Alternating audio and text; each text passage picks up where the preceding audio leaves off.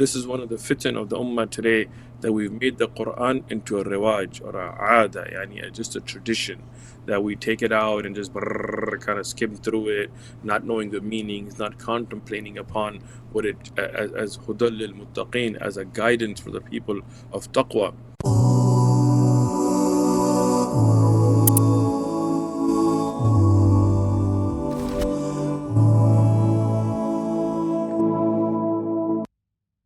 Bismillah, wassalamu alaikum wa rahmatullah. Welcome to our next episode of Quranic Transformation. And alhamdulillah, Shaykh Uthman is continuing to join us for this set of episodes as well. So with that, let's begin inshallah. We are on verse number 25. Okay, let's bring that up inshallah on the screen.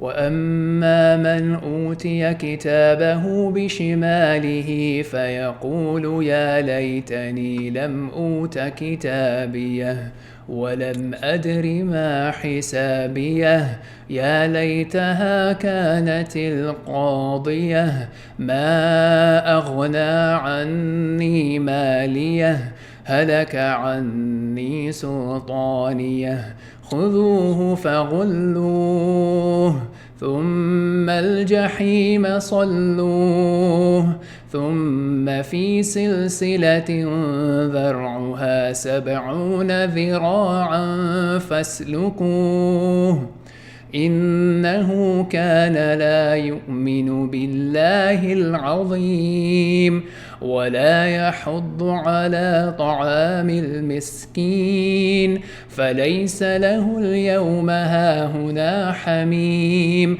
ولا طعام إلا من غسلين لا يأكله إلا الخاطئون.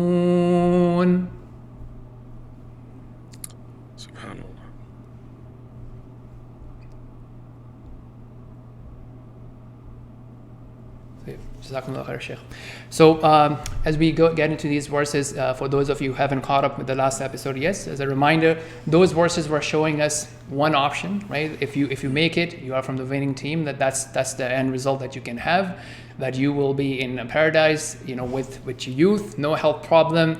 You can eat and drink however much you like, without doing any calorie counting, without having to worry about going to the gym. But subhanAllah, the reality is that we do have an alternative option as well. So let's talk a bit about what that looks like, and then inshallah we can discuss some of the qualities that leads to that, inshallah. May Allah subhanahu wa ta'ala protect us. These ayat are a beautiful reminder, and as we discussed in the last episode, for those that are successful, those that Allah subhanahu wa ta'ala gives their book of good deeds in their right hand, how happy they will be, how joyful they will be, how they will be telling people to read it, they made it, that success, that all that hard work in the dunya that paid off. This is the opposite side of the coin, right? This is the other side of the coin, where those that didn't follow what Allah subhanahu wa ta'ala ordained, those that gave in to their desires, those that did what they wanted to do and not follow that which Allah had ordained upon them. So for those people, what will be the end result? What will be their destination? Allah subhanahu wa ta'ala talks about them, right? When they are given their book of deeds in their left hand, and may Allah protect us all, may Allah not make us from them, may Allah make us from those that we discussed in the last episode with their book of deeds in their right hand. We should always put ourselves into these ayat, into being in these situations, and ask Allah for refuge. Rasulullah sallallahu alaihi wasallam, even in salah, he would ask refuge from the punishment of Allah. And even in salah, he would ask Allah subhanahu wa ta'ala for that which is from the good, from the Quran and the hereafter and so on. So we should never read the Quran kind of like from a distance. We should always be involved in what we're reading, tadabburan, contemplating on the verses. This is one of the fitan of the ummah today, that we've made the Quran into a riwaj or a aada, yani just a tradition, that we take it out and just kind of skim through it, not knowing the meanings, not contemplating upon what it as hudal lil muttaqeen, as a guidance for the people of taqwa. So when we think about these ayat, we see the people who lost, people who failed, people who didn't, and this is a failure you can't come back from.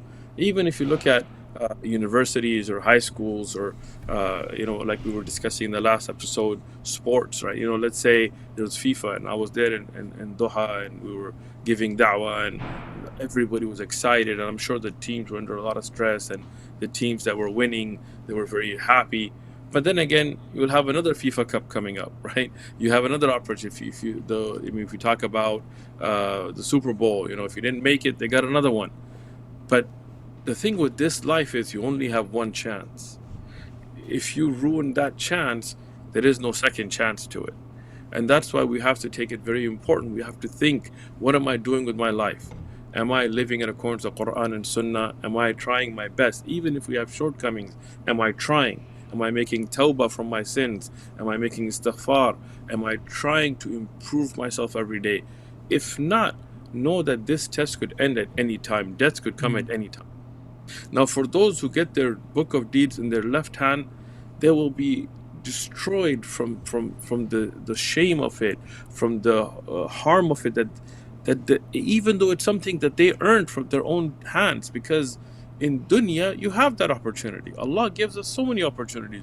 He gives us reminders like this. Whoever is watching this right now, this is a reminder from Allah for you to get rid of that sin in your life, for you to turn back to Allah. If you're not Muslim, or if you're involved in some shirk and bid'ah, this is the opportunity for you to leave it, right?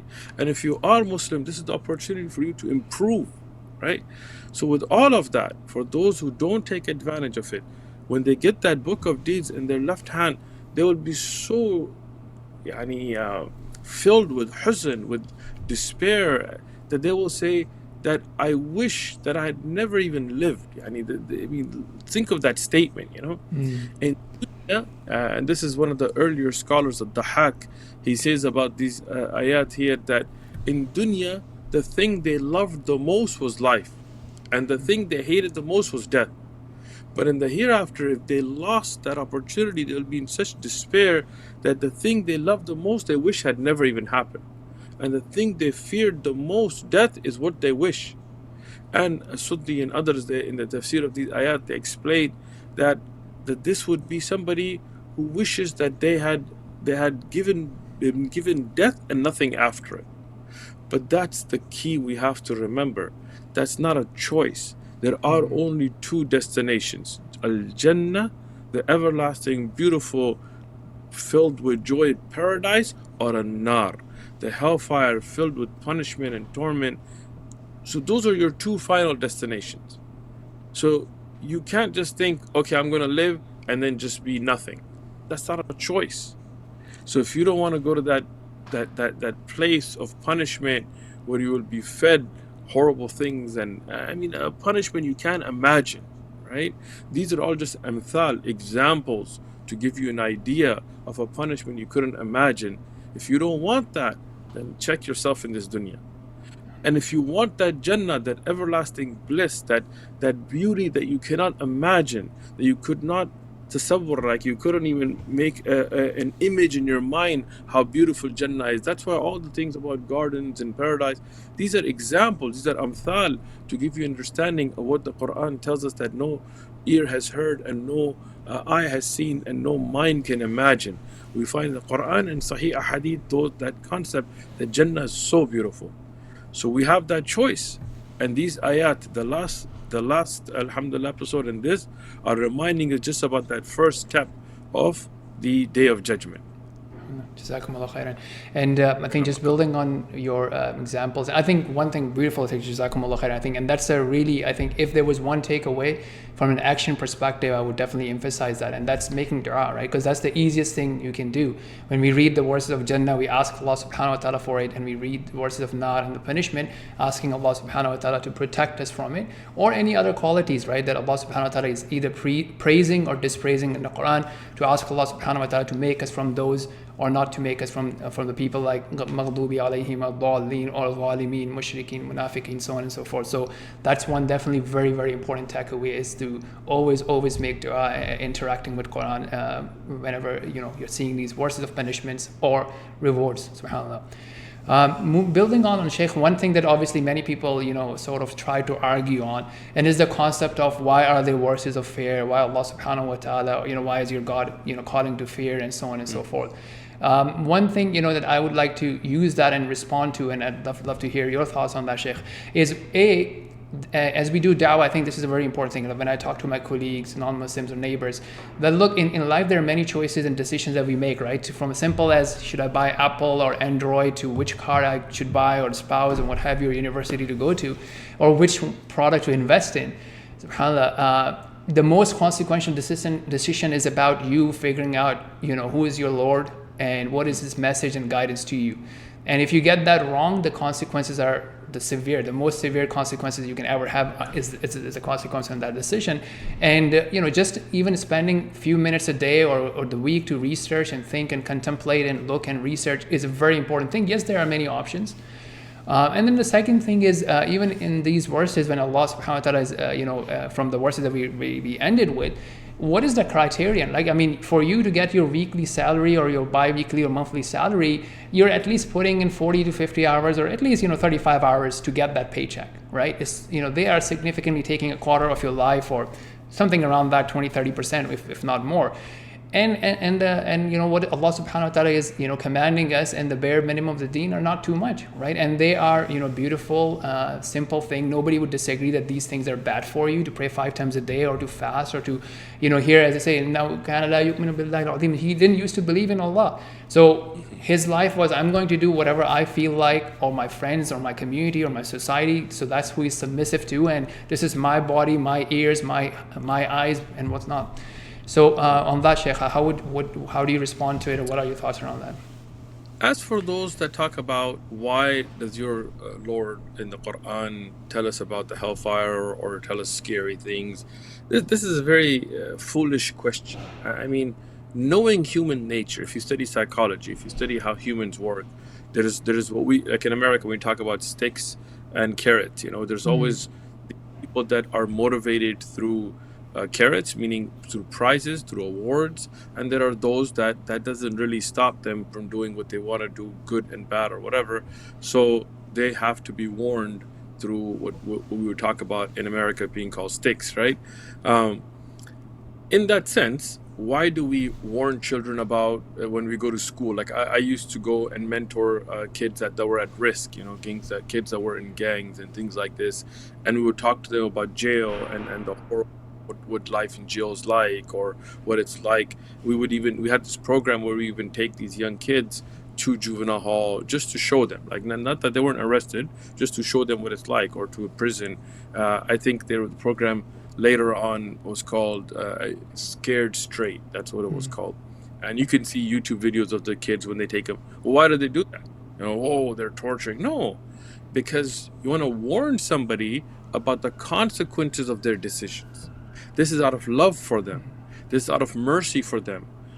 It would be a horrible thing if we were never warned, and then we got stuck with those consequences of the hereafter.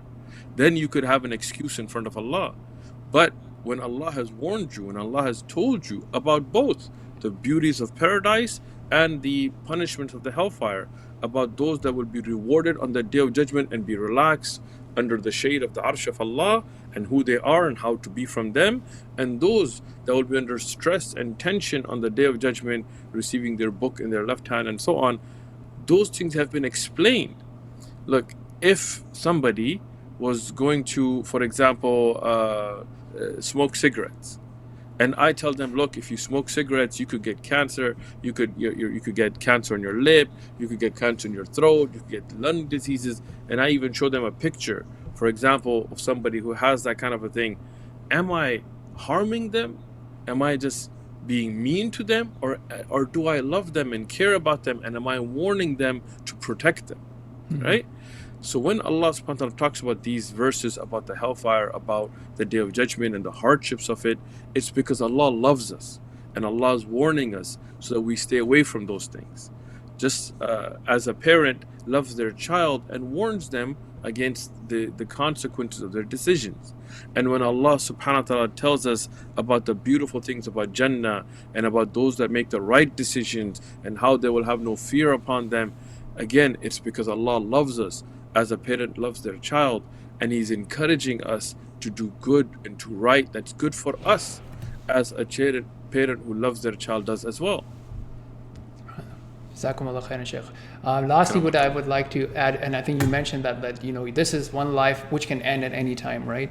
And I'm sure like different people have gone through different scenarios that which I would encourage people to think about, where you feel like oh, I wish I had taken that course or studied this field, or invested my time into this, or bought something that you thought grew, or you lost in your investment and what have you, and how much regret we feel, and just imagine how much magnified that regret would be on the day of judgment, when we realize that we had like 60 years, 40 years, 70 years, whatever on this world, and what happened. And each day is an opportunity. May Allah protect us. Ameen. So with that, inshallah, we'll wrap up this episode, and we'll see you all in the next one. Assalamu alaikum. Assalam wa rahmatullah.